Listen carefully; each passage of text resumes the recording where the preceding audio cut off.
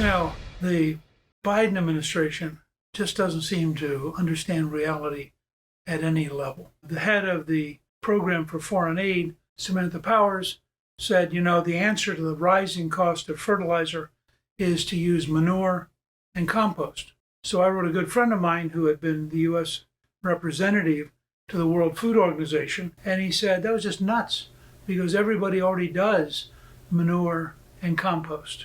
But it gives you some sense of how desperate these people are, that they can't understand when you raise the price of oil and gas, you raise the price of fertilizer. So it is the Biden war on the American oil and gas industry, which is raising the price of fertilizer and is, frankly, in some countries going to cause literally millions of deaths because the food production is going to go down dramatically.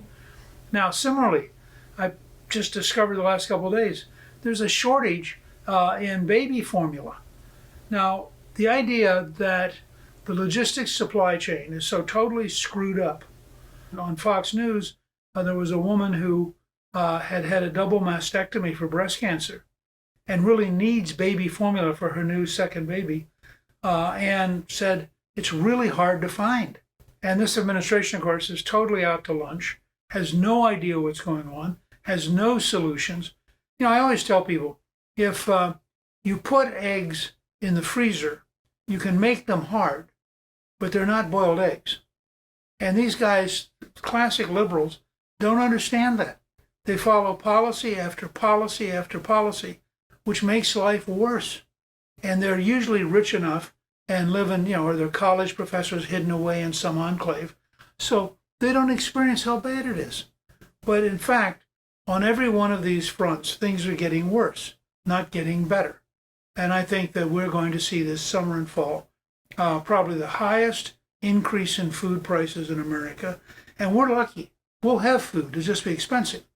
But you go to places in India, in sub-Saharan Africa, there can be people really suffering.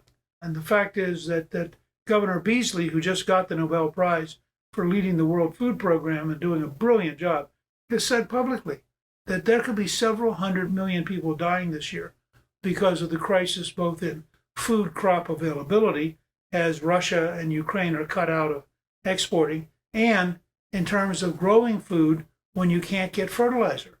So I think we need to recognize the Biden administration has two great characteristics. One, it's just plain incompetent. Two, the things it does believe don't work. And the result is going to be, I think, a rough ride for America. Hopefully, the Republicans will win big enough this fall that they can begin to take control in January. But I can tell you, this is a very dangerous, very sobering time. And I think we need to recognize the normal, everyday people. Life is getting harder, not easier. And that's the opposite of what the government should be doing.